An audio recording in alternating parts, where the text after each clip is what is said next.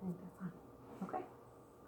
Wait, you know what? I think this is. Let me pull this loose a little bit.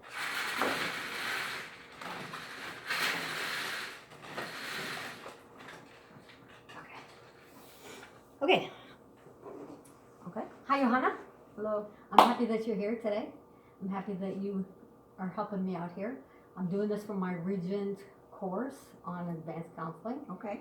And that means that you can say anything you want to say. There's no real agenda here. I just want to do some practice counseling techniques, some advanced counseling techniques. And so, like I said before, we got on camera. You can discuss maybe some problems you have going on in your life. Okay. And we'll just take it from there. Okay. How's that sound? All right. Well, based on what you Okay. shared with me, based Yep. on what the intent is, you know what I mean, for counseling, and the thing that comes to my mind right now to share with you is that I am struggling with some family challenges at the moment because I have my mother-in-law has been diagnosed with a terminal disease. She is. I'm sorry to hear that. Well, First thank of all, you, yeah. thank you. She has been diagnosed with a terminal disease, but actually at the moment is currently in a rehab facility while we, the family, all get ready for the next stage, which she would like to go home. So she is would like to go home with hospice care. So we are currently working through all of the issues and the challenges that have to do with that. We are actually very fortunate in the sense that she lives on a one-story house, so that makes the life a little easier. But we have to arrange to get the appropriate bed for her. We are actually making sure that everything is ADA compliant. We have to get a toilet chair, a toilet bedside commode. We have to get a shower chair. We have to put railings up in the bathroom. We just got what we call a walker. Right now she's in a walker and she's doing well. And then eventually she may need a wheelchair. We're also arranging for 24-hour care, which is something that is quite a bit more expensive than what we bargain on because she does not have long-term care. She has private insurance and she has Medicare, but those do not pay for long-term insurance. Okay, let me just summarize a little bit just to make sure I'm going on the right path here. So you're dealing with some challenging family problems, and that's a huge challenge.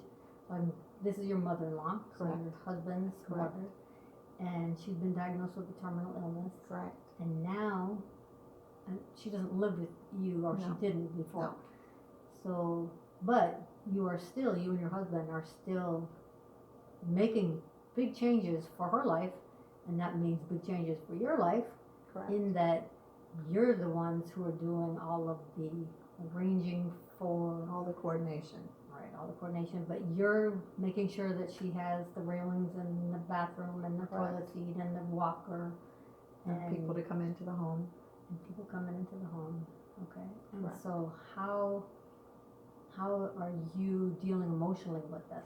Well, actually, I am doing quite well. I guess I have a wonderful sense of faith, and my faith is what tells me that the lady is 92 years old. Right. She is blessed. She's had a good life. Mhm. We have a strong family support network. Mhm. Everybody still talks to each other. Everybody's engaged, even down to the grandchildren who have all come to visit, every single one of them. So we are, we're not all, I wouldn't call us all best friends, but we are all there for support. Thankfully, she has better finances than most, and where she doesn't, we are prepared to all chip in and make sure she's taken care of. Again, she's 92, she's lived a blessed life, you know, she is independent lady who's always been on her own, and I think that's the biggest challenge for her is lack of independence and having to have someone come into her home.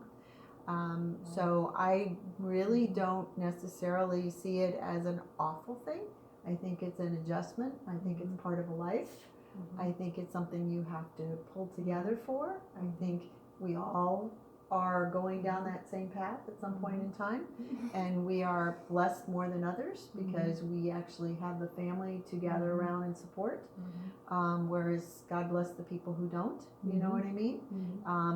Death is part of life, and it's a matter of preparing for it appropriately, and she's been given that gift to know that, you know, her time is short.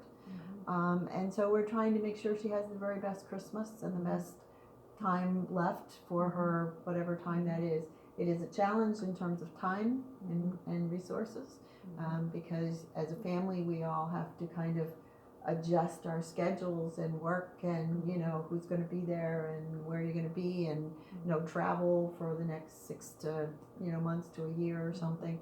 But I really just feel it's kind of like a golden opportunity for all of us to come together and give her the best time that she has left with family. So. Well, that's amazing. I really congratulate you. I see that you've used the Lord for your inner strength, and I see that has contributed a lot to how you're dealing with this. Do your family members feel the same way? Is everybody on? Not as much as myself. I think they all believe in God. I think I'm the one who has the strongest sense of faith in the family, but everyone does believe in the hereafter and the God. So, and they know that we have all had a wonderful family. So I think that is entering into everyone's thinking along the same lines, that, you know, we'll just use this time to the best while she has left.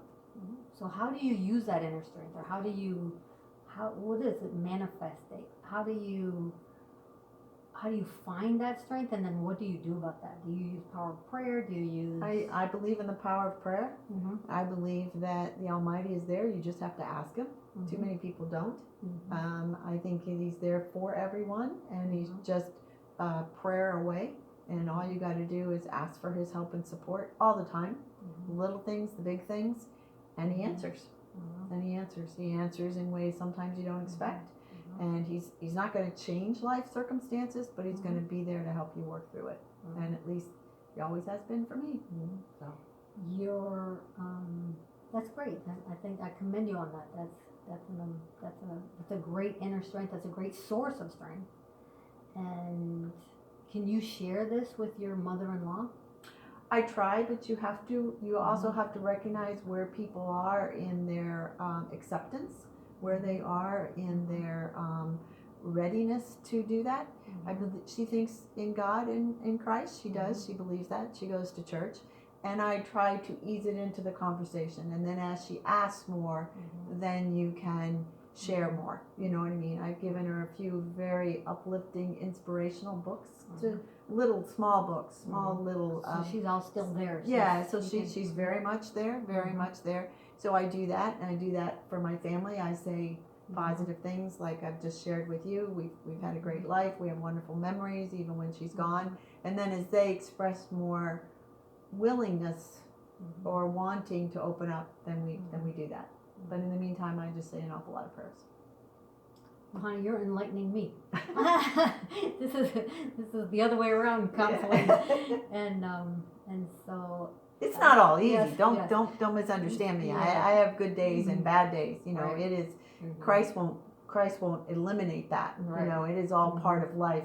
It's how you deal with it. And I think not enough people turn to Him and ask for His help, and that's all you got to do. Just ask, and He will provide. But it's not always easy. He didn't promise it was going to be easy. But when you do, you find inspiration that you just didn't think you had, or strength you didn't think you had. So it's just a matter of working through. Well, I would think that the best thing is that you and your mother-in-law, can you come to some kind of understanding that you're working with the Lord, and you're understanding we're on this journey together, and she knows you're there, and she knows where she's going, and that everybody is okay. Everybody is happy. I think we're working through it. I think at the moment she is very cognizant. She's coherent. She's competent. Right. I think perhaps as she feels sickly, she doesn't feel sickly. Right. The good news is she has no pain. That's wonderful. We're very grateful for that. I think as she becomes sicker or starts to progress, then she may get to that point and want to talk about it a little more, you know what I mean? But right now, I think I'm not sure, she's not in denial, but she's like, what's the next step, you know what I mean, and stuff like that. So you feel like you're her beacon, you're her shining light. I'm where there to go. for her if she wants that. Mhm. I'm there for her. But again, you have to recognize you can't push faith on people. Mhm. You can only offer it. You can Right. only say, I'm here if you want it. Mhm. But you can't push that on anyone when they're not willing. Mhm. Not to say she doesn't have a sense of faith, but she's Mhm. obviously maybe Mhm. right now not wanting to talk about the last days or Mhm. something like that. So it's okay. It's okay. Okay, that's good. Okay, well, I think that you've enlightened, you've enlightened me, and what helps is that this feeling of togetherness.